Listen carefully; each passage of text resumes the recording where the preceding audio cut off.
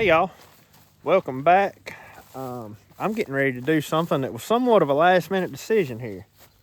So yesterday, Daddy mowed all of his wheat to cut for hay. I got a patch of cover crop here. Look at this. That is absolutely beautiful. Now typically, well, first off, let me show you just how tall this stuff is. It is beautiful. Everything's blooming out. I mean, that's gorgeous. I kind of hate to destroy it, to be honest with you, because it's so pretty. But I'm going to mow this for hay. It's not a very big spot at all. If Daddy hadn't already cut his wheat, then this wouldn't be worth it, because it's not big enough to get the equipment out to do it for. However, the square baler's already going to be out to square bale his wheat. So yeah, everything's going to be ready. So I want to give it a try. If this goes good, then this might be something we do more often. I definitely don't recommend doing it a lot because, you know, and my whole purpose of planting cover crops is to have all of this to work back into the soil. But essentially, we're still getting a lot of benefits out of this because I've got the roots there. I've got the roots from all this nitrogen fixing stuff. There's vetch, crimson clover, and I believe it's oats that I mixed in with this. So all of that's out there. We got the roots that's still going to be in the ground. That'll still help benefit this land right here. But this is just so beautiful. I can't help but resist mowing it for hay. I think it's going to make some extremely high quality hay. I'm not going to get very much of it because it's just not a big patch, but it's somewhat of an experiment just to see how it goes. So I'm also not using my typical disc mower either. This is Daddy's.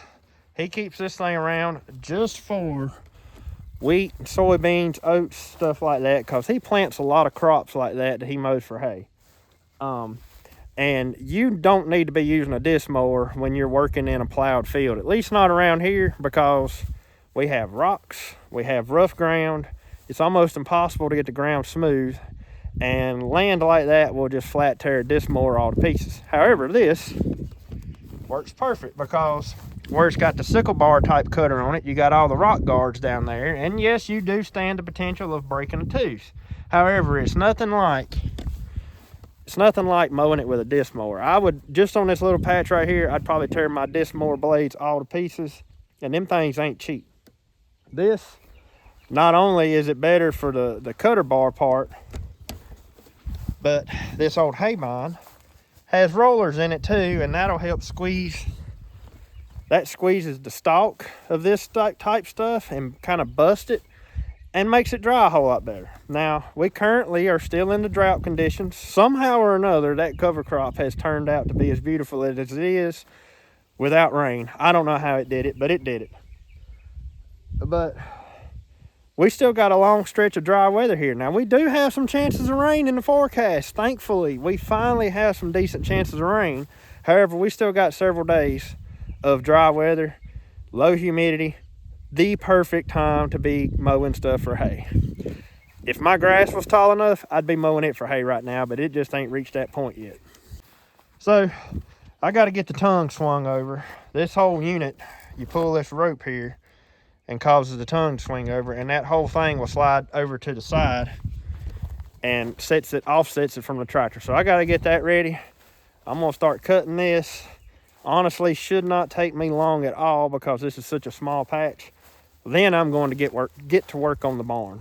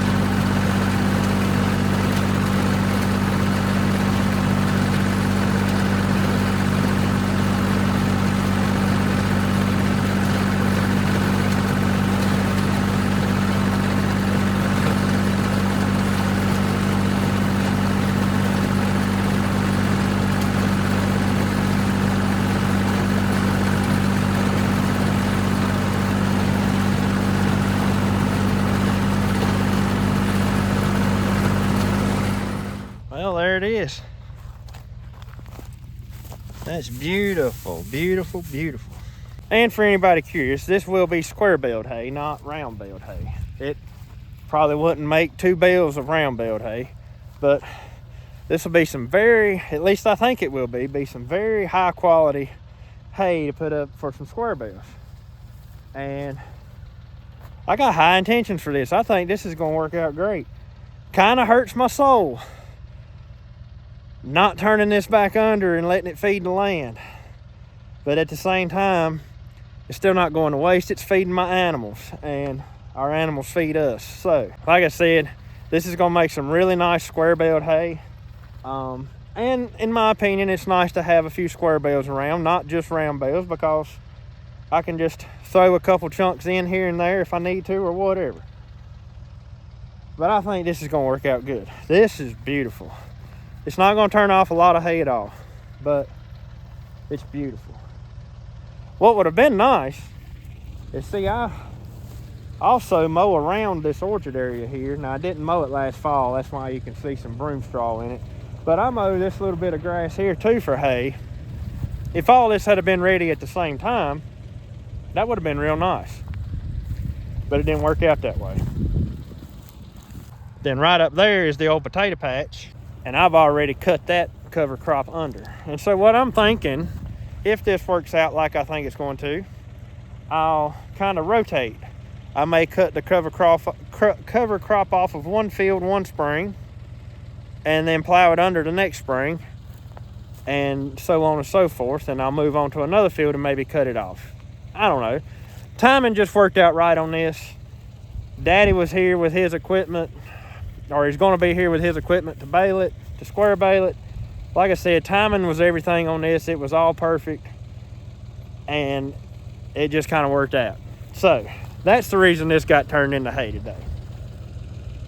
Funny thing is I had absolutely no intention when I woke up this morning to mow hay. That never crossed my mind. And here I am. I've mowed a little bitty patch of hay. But anyways, let's move on with today. I got to go get to work on that barn. All right, so I'm going to spend the rest of the day, hopefully, unless something comes up down here working on this barn. First, I want to show you something. I got that the other day from a neighbor. And I hope that it'll bolt up on that 545 over there. It actually came off of a Ford industrial tractor, not much different than the one I have. So I'm hoping it works on mine. But anyways, I'm gonna throw this off real quick, get it off the back of my truck, and then I'll walk around and show you what all I've got done so far.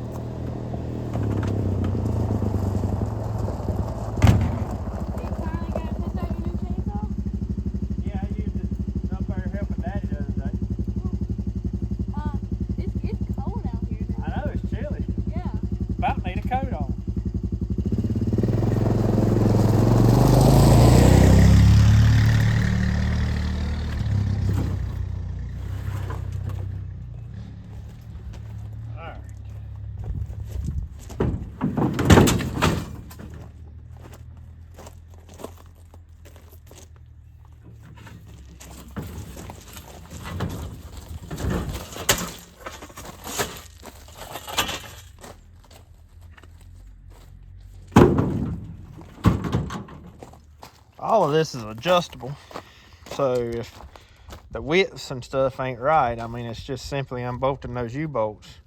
The only thing I'm concerned about is these bushings, I hope, are the right size for the pins that go through the holes up there on the front of the loader. So, you know, we'll see. I'll get that figured out before hay season gets here. But back to the barn. So all of the battens are done on this front side here, and I've got just one single nail running plumb through to the board running crossways, and it runs right through the crack. I fixed it so that the nail goes through the crack and not through the big board. And it looks great. So essentially, if I had nailed all of them right, there's still a lot of spots where the nail shows, like right up there. See it there? But if I'd have done it all right, that's the only nail you would see is that center nail. I started out with some short nails, and I realized real quick, so like these first few runs here have some short nails in them, and I didn't feel like it was pulling up tight enough. The nail wasn't quite long enough to get a good bite. So eventually in time, these first few ones here, I may end up having to put longer nails in. I left them there just to see if they would actually hold or not over time.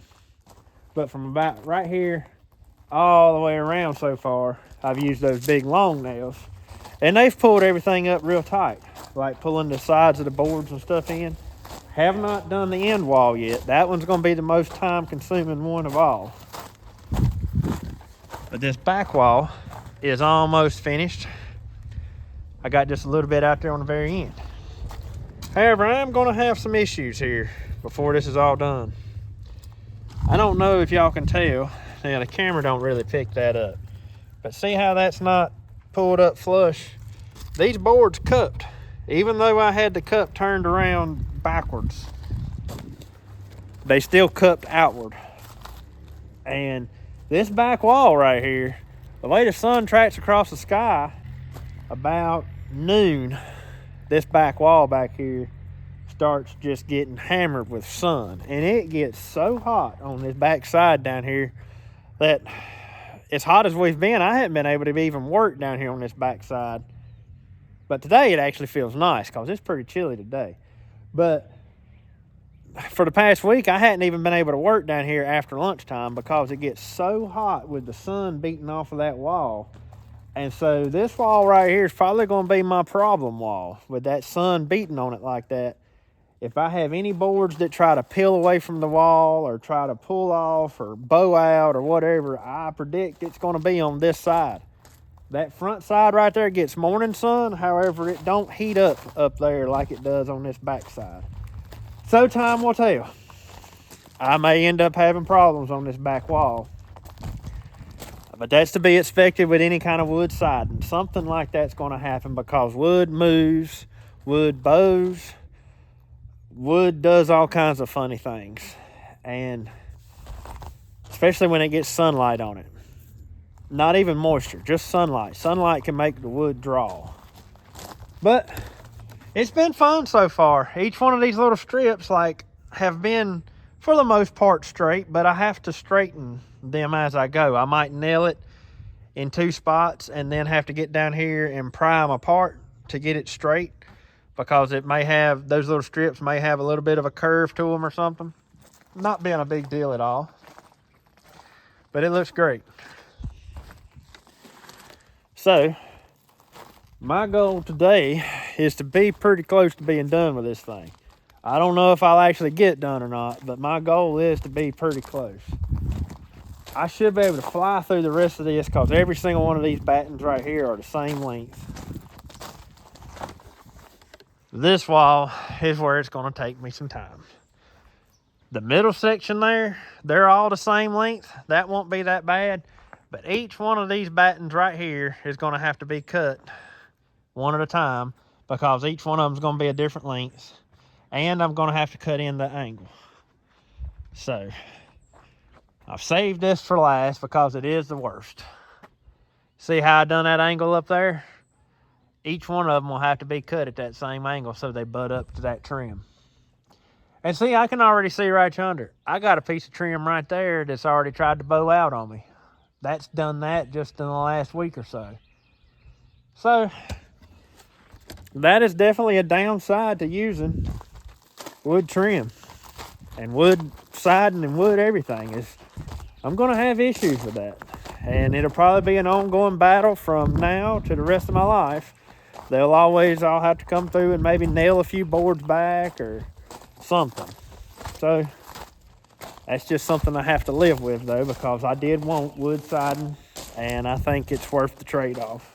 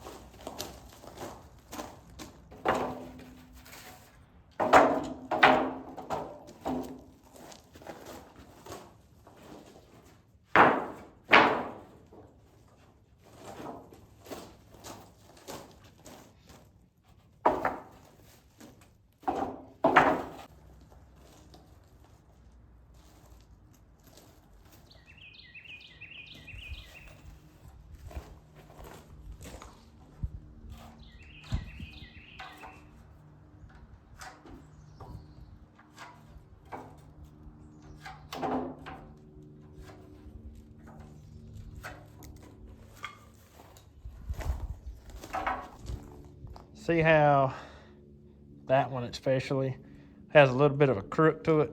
That's what I was talking about. I have to straighten out when I put them up. Yeah, you can definitely see it right there. And it's just to be expected with that small of lumber. Sawing it green and putting it in a stack to dry, it's going to do that. But it's something very easy to fix when I go to put it up. Those little clamps right there, turning them around backwards like that, has been a lifesaver coming to straighten out that wood.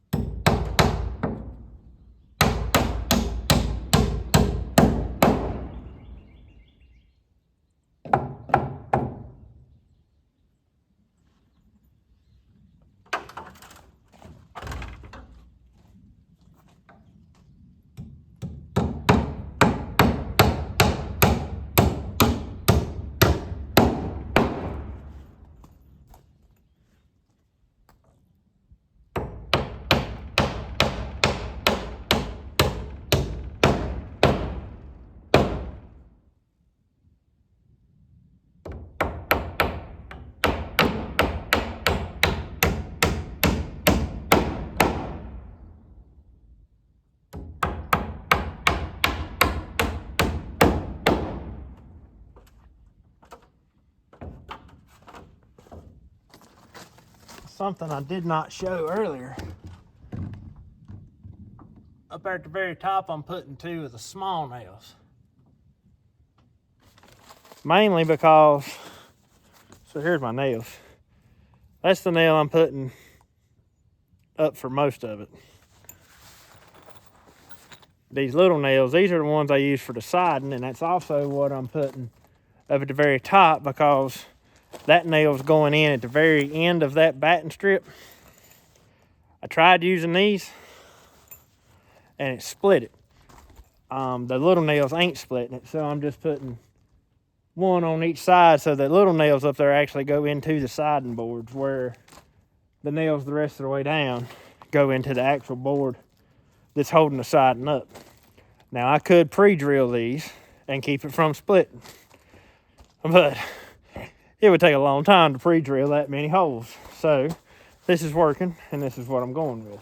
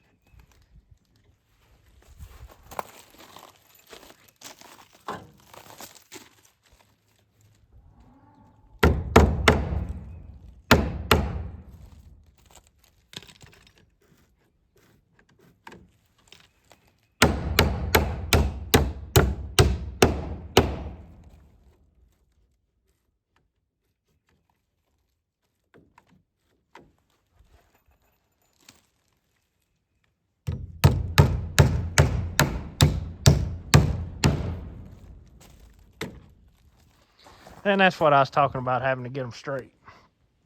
It takes a little bit of extra time, but it's not that bad. And it's that looks a lot better than leaving it crooked.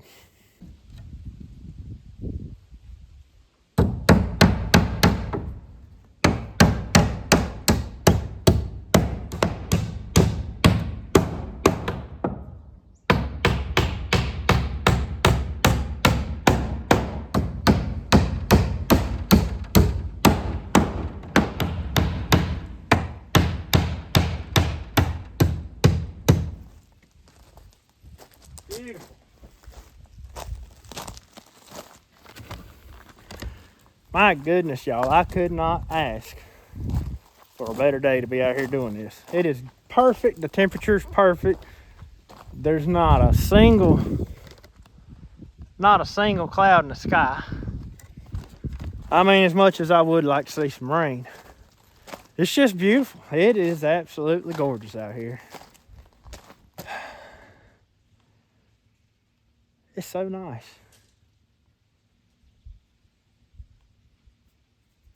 It's perfect. It is perfect.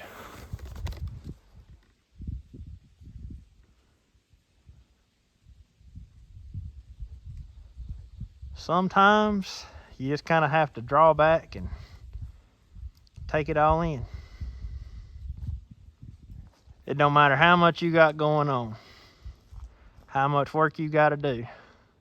If you don't step back every once in a while and just enjoy the beauty that's around you, you're missing out. You're truly missing out.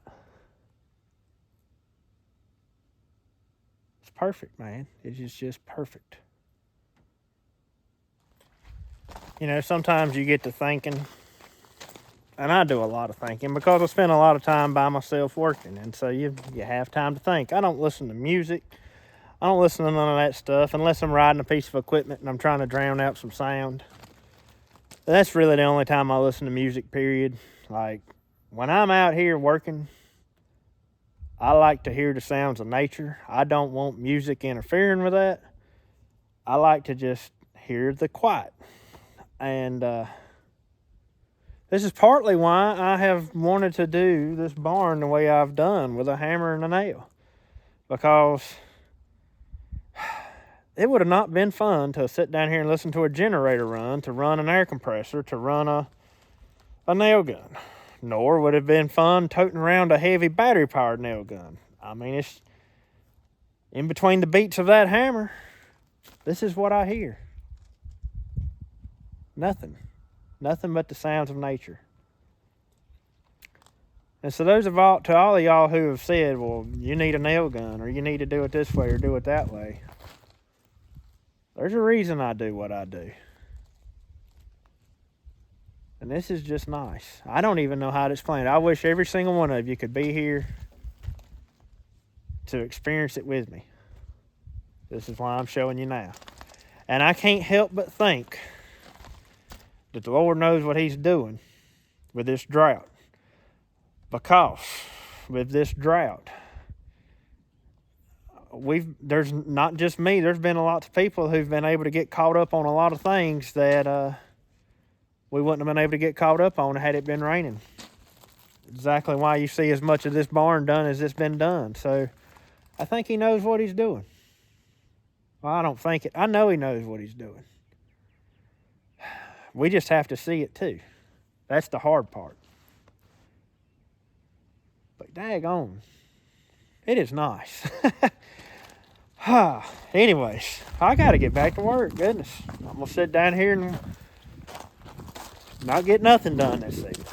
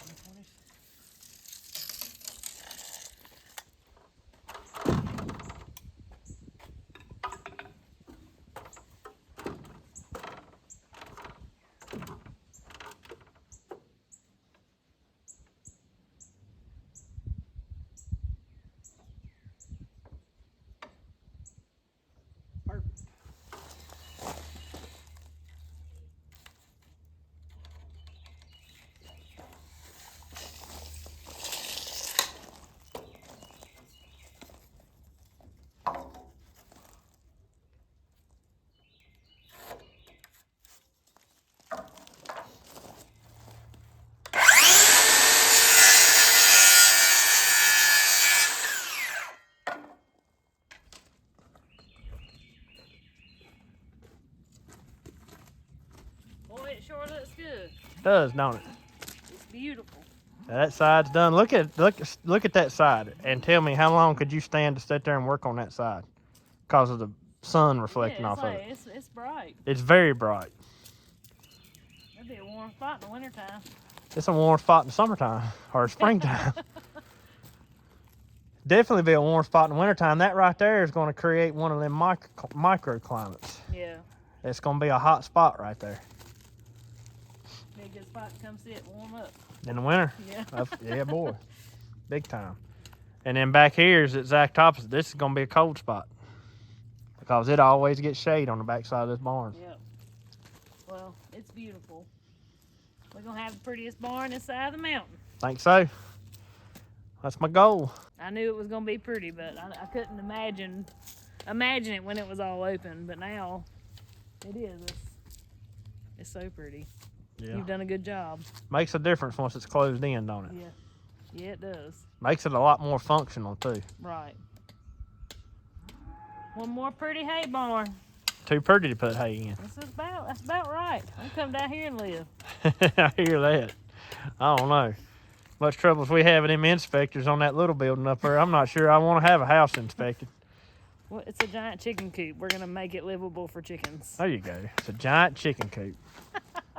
With 2 people staying in it. 4 people staying in it. We in there taking care of the chickens. And they're taking care of the chickens. This would be a huge chicken coop. Could you imagine? Goodness gracious. Oh, me.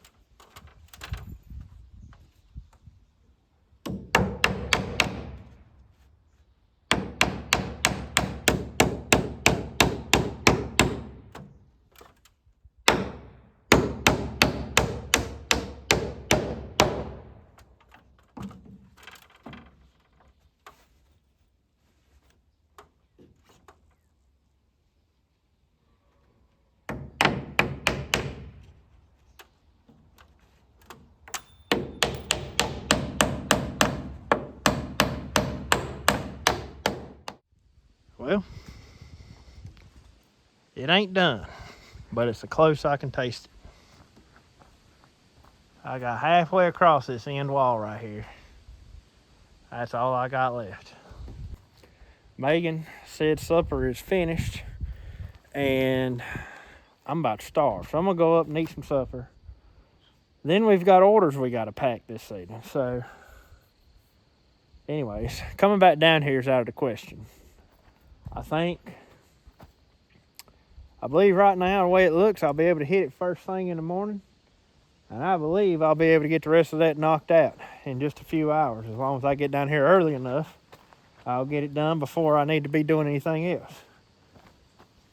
So, in the meantime, since y'all have seen me though, forgot I had to run to the post office and take some orders to the post office, so I did that. I have done a few other odds and ends around here. I had to start feeding.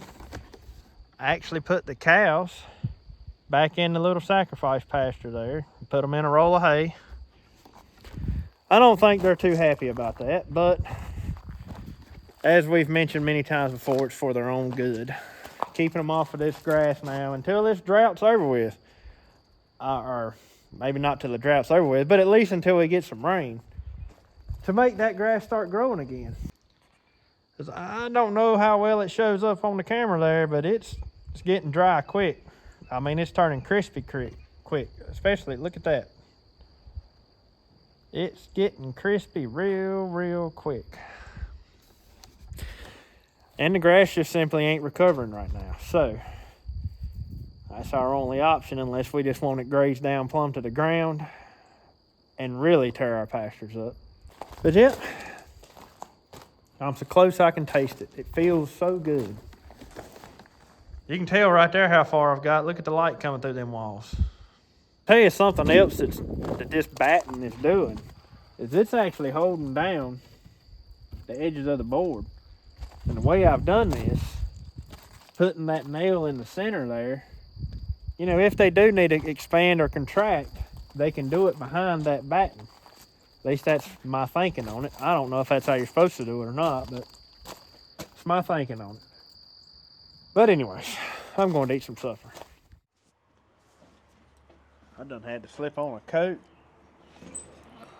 We just got done eating supper. Yep. It's a little chilly out here. It is chilly. It is. It's getting chilly quick. Yep. I'm tickled with what I got done. I know, you should be. You should be very proud of yourself. You know, after all this nailing, I can finally feel just a little bit of my elbow. It ain't hurting. It's probably getting tired. It ain't hurting, but you know it's there. Yeah, probably getting tired. But yeah, I don't know. I know y'all didn't get to see Megan much in this video. Yeah, it's a busy time of year for us as far as homeschool goes. We're working on our testing, so it's kind of a challenging time of year for me and the kids anyway, for a few days. Luckily, it don't last too terribly long. Right. You know, the homeschool comes before anything besides milking the cow. That still has to happen. That's no choice there. But everything else, you know, school always comes first. And then when we do our testing and stuff, that comes before everything, including making videos. So I just like to get that done, and we take our time, and I try not to get the kids worked up about it. I mean, really in the state of North Carolina, they're very relaxed about it. So that's good on our part.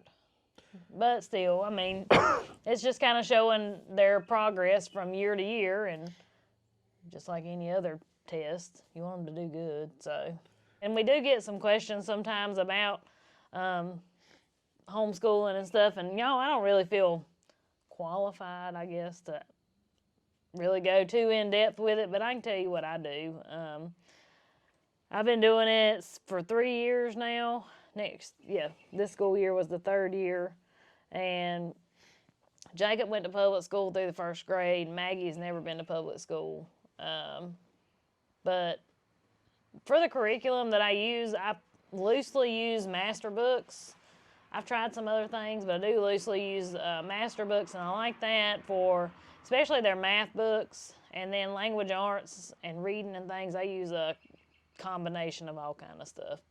And sometimes we change it up a little bit. And my main focus as far as language arts, especially, well, both of their age, is we do a lot of reading. I think reading helps more than anything. Just read, read, read, read, read. And I had to figure that out through the years, but that has that's made a world of difference, is reading.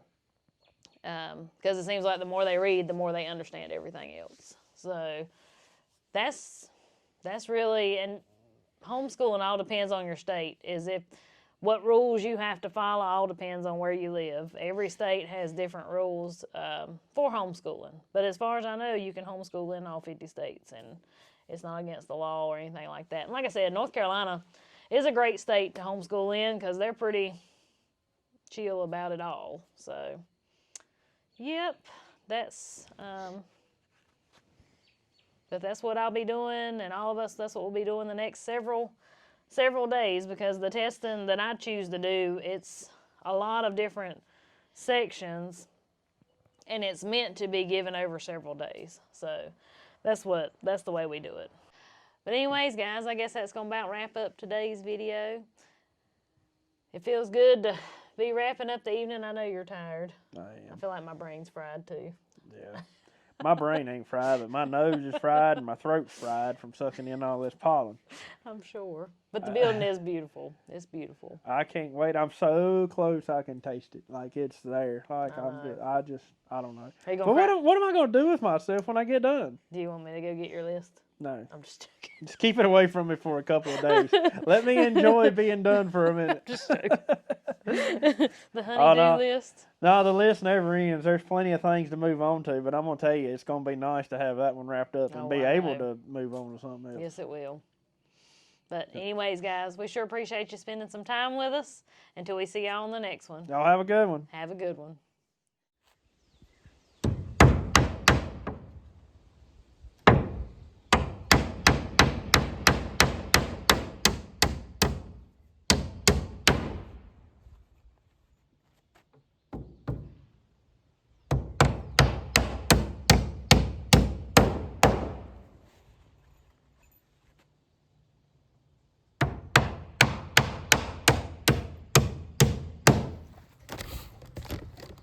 Holy cow, y'all, it's done. It's done. My goodness. I think I might go on vacation now. Golly, I don't know what to do with myself. It's done.